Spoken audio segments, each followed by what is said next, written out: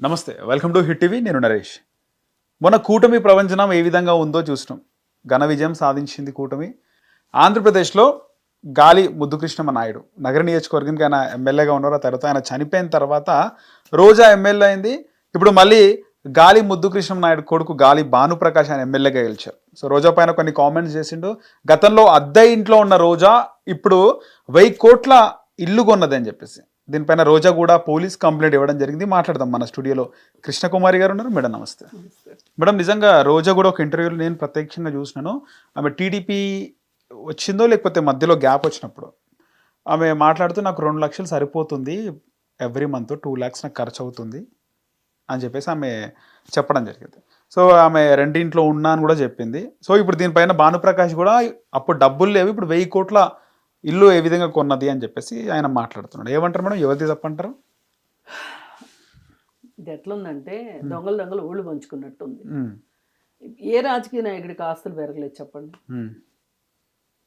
కార్యకర్తలు నాశనం అయిపోతున్నారు, ఆస్తులు అమ్ముకుంటున్నారు. కానీ రాజకీయ నాయకులు పదవిలోకి వచ్చిన వాళ్ళు ఎవ్వరు కూడా అడుక్కుని తినట్లా, ఎవ్వరూ ఆస్తులు అమ్ముకోవట్లా.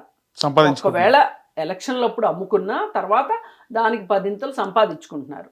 ఇప్పుడు రోజా ఇట్లా సంపాదించుకుంది అన్నా లేదు. అసలు ముద్దుకృష్ణమనాయుడు గారి చరిత్ర దగ్గరికి వెళ్ళి చూసుకుంటే ఆయన ఏమన్నా సంపాదించారా రాజకీయాల్లో అంటే తవ్వి తీస్తే అందరి జాతకాలు బయటపడతాయి. కానీ తవ్వి తీసేవాళ్ళే లేరు. ఎవరికి వాళ్ళు, వాళ్ళకి వీళ్ళు, వీళ్ళకి వాళ్ళు బాణాలు విసురుకుంటున్నారు తప్పితే ఈ దేశంలో ఎవరైనా ఏ రాజకీయ నాయకుడు అండి డబ్బులు లేకుండా రాజకీయాల్లోకి వచ్చి ఫస్ట్ వచ్చేటప్పుడు సైకిల్ మీద వచ్చి, సైకిల్ కూడా లేకుండా సైకిల్ సంపాదించి, సైకిల్ తర్వాత మోటార్ సైకిల్ ఒక గల్లీ నాయకుడు కూడా ఇవాళ కార్లు మెయింటైన్ చేస్తున్న రోజులు. అట్లాంటప్పుడు రోజా మాత్రమే డబ్బులు సంపాదించుకుంది అని అనడం పొరపాటు. కాకపోతే అసలు దాచుకోవటం అనే దానికి బ్రాండ్ అంబాసిడర్గా ఉన్న జగన్మోహన్ రెడ్డి గారి పార్టీలో రోజా ఉంది కాబట్టి మరి కాస్త ఎక్కువ దోచుకుంది అని చెప్పచ్చు. రోజా ఒకటేంటి,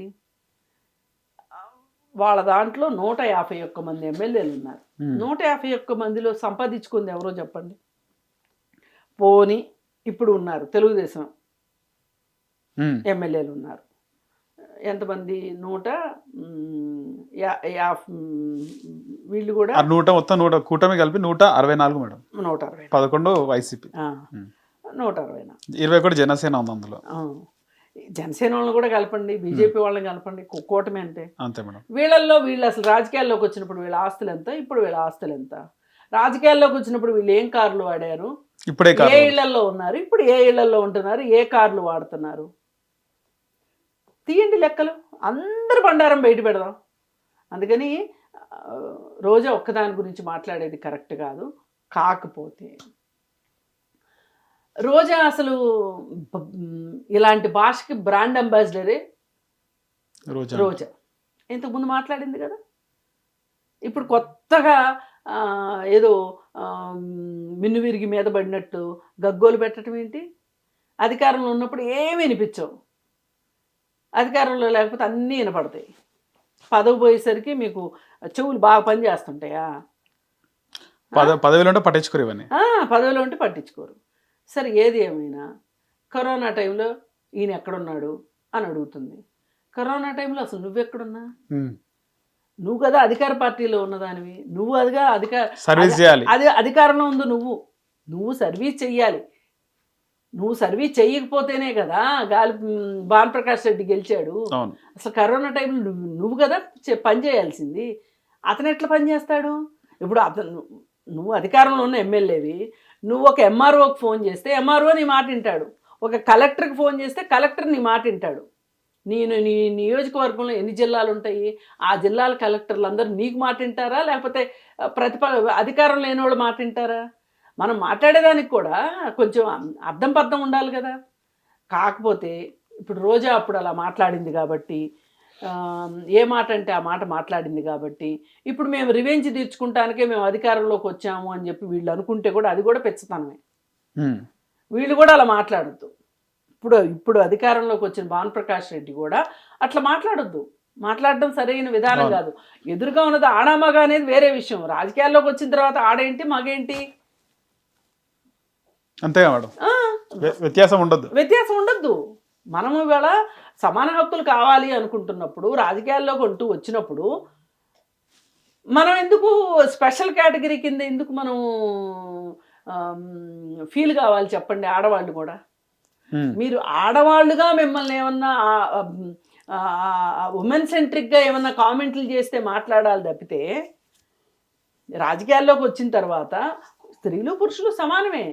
కానీ మిమ్మల్ని వాళ్ళు ప్రత్యేకంగా మహిళగా మిమ్మల్ని దూషిస్తే మీరు మాట్లాడాలి.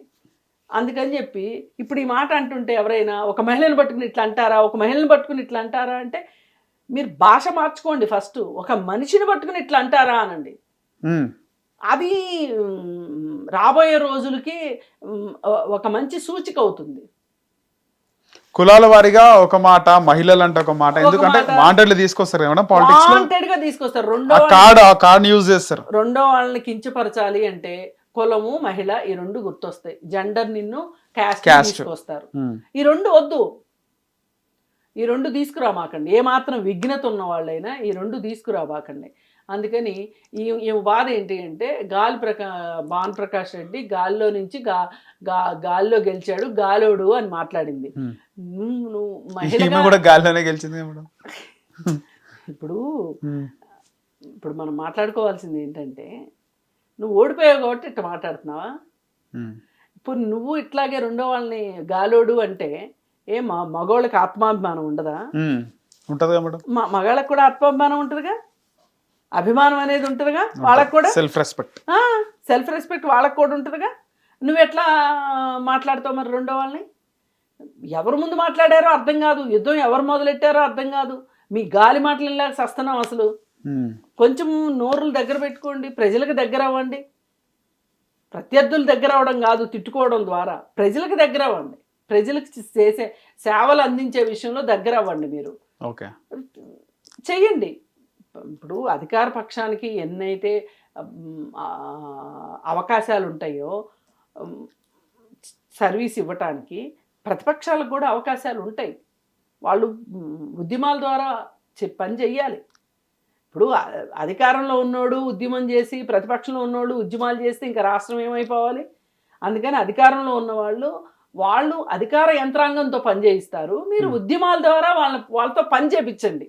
ఇప్పుడు మీ బాధ్యతలు మీకు స్పెసిఫిక్గా ఉన్నాయి, వాళ్ళ బాధ్యతలు వాళ్ళకు ఉన్నాయి. వాళ్ళు బాధ్యతలు మర్చిపోయినప్పుడు మీరు పోరాటాల ద్వారానో ధర్నాల ద్వారానో ఇలాంటి లేఖి మాటల ద్వారా కాదు, మీరు వాళ్ళతో పని చేయించండి. అంతేగాని మీరు ఇలా నోటికొచ్చినట్టు మాట్లాడితే సరిపోదు. మళ్ళీ పైగా ఇప్పుడు ఆవిడ బాధ ఏంటి అంటే ఇసుక లారీలేవో పట్టుకున్నారు, ఆ దందా ఏదో నడుస్తుంది, ఆ లారీలు నాయ కాదు అని చెప్పమని అంటున్నాడు అతను. అది చెప్పడం వదిలేసేసి ఇప్పుడు వెళ్ళి పోలీస్ స్టేషన్లో కంప్లైంట్ ఇచ్చింది. ఒకటే దరిద్రం ఏంటి అంటే మేము మగవాళ్ళవి అనే అహంభావం చూపించడం తప్పు, ఆడవాళ్ళు మేము ఆడవాళ్ళవి నిస్సహాయులు అని వీళ్ళ కార్డు వీళ్ళు వాడటము తప్పు. ఎవరు ఏ కార్డులు వాడినా తప్పే. అందరూ మనుషుల్లాగా ఉండండి. మీరు ప్రజల్లోకి వచ్చింది సేవ చేయడానికి, మీరు నిస్వార్థంగా పనిచేయండి. ఓకే, రైట్ మేడం, ధన్యవాదాలు.